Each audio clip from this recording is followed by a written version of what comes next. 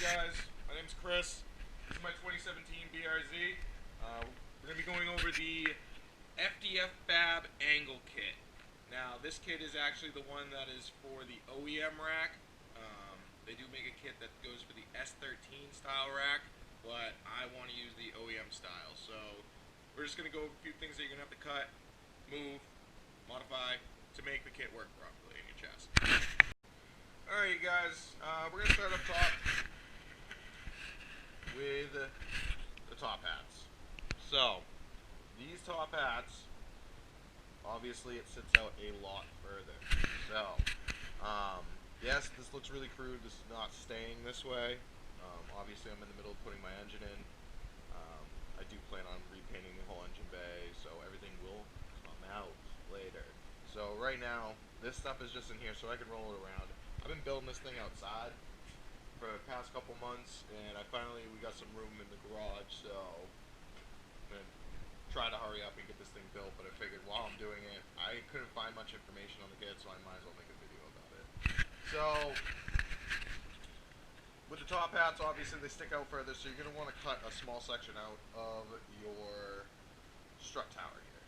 So, I mean, I just pretty much took the top hat and I measured in to where the line was, and I went from the bolt out, and then I went from the other bolt and out, and I kind of got it around that area. This is actually a seam sealed part right here, spot welded. So I was lucky to cut up, take a Dremel and just cut lightly right there, and then break that piece off real quick. I do plan on taking Dremel or something and just cleaning this up a little bit before I get the whole engine bay repainted. So, that is one of the things you are going to have to do. I did not mess with this. This just comes with the top hat. You are going to need your own coilover. You've got to swap some stuff over. Not a big deal. Just switch his top hat over. Pretty simple, pretty basic. One bolt gets it done. I'm actually using the Rev 9 coilovers here, the cheapos, but I changed over the springs. I did some Swiss springs and kind of changed some things up a little bit. We'll see how it goes. Kind of just going out there with a test. The rest of this build is taking way too much money, so I did kind of cheap out on the coilovers. We'll see. If I gotta buy new ones, I gotta buy new ones. Not the end of the world. I mean, not the end of the world here. So, we're gonna try those out. I did change these to the 12K springs. So, they were 8s, and they were funky. So, the next thing we are gonna need to do is we're gonna have to modify the subframe. Alright guys, so the first thing you're gonna kind of want to modify is over here on the subframe. So, look right here. I just took my cutoff wheel. I cut this section right here out of the subframe. It's just a support bracket. You're gonna need to cut that out to make room for this right here for the tie rod. So these are adjustable, but this is the way it comes, so this is the way I'm leaving it for right now.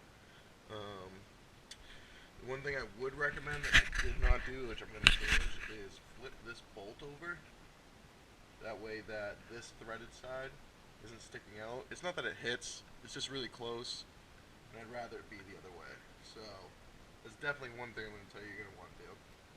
The other thing you're going to want to do is take off your cutoff wheel. You're going to want to make a notch in this rack.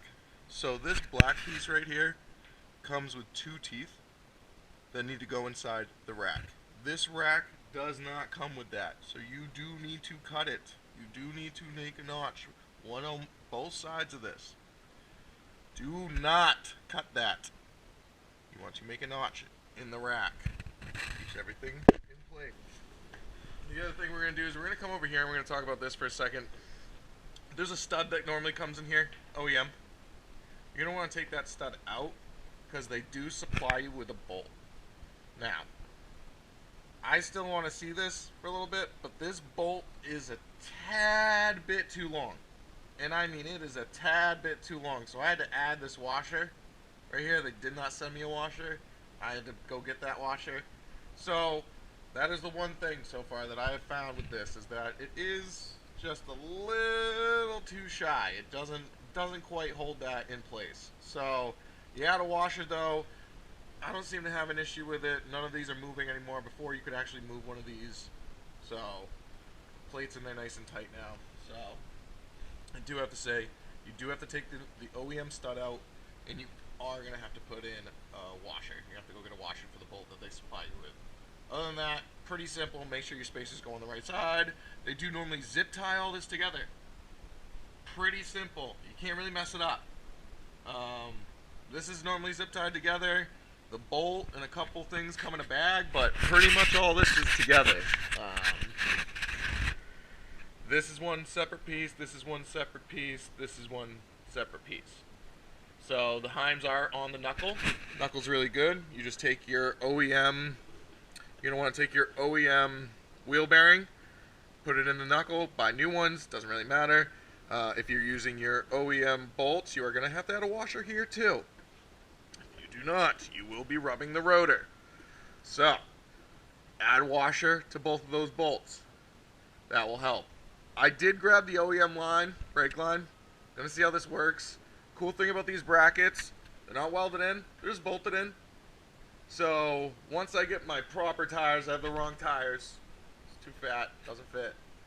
Once I get the proper tires here, I'm gonna check to make sure this works, but it is just bolted in, so it's fairly easy to move. Not bad. I haven't seen any issues with it. I've gone back and forth, lock to lock. Doesn't seem like it's straining the line, but definitely, depending on your car, depending on what you're doing, take a look at that. Last thing you want to be doing is full lock and break a brake line. So, yeah, that pretty much sums it up for the FDF Fab Kit for the BRZs. If you have any questions, obviously you can ask, but I've got a lot of work on this, so about driving it, I mean, give me like 7 months, because I also live in New England, and we are in the winter months. So I am not going to be able to test this out for a little bit. If people have, give me some feedback. Really like to know how it works. Looks great.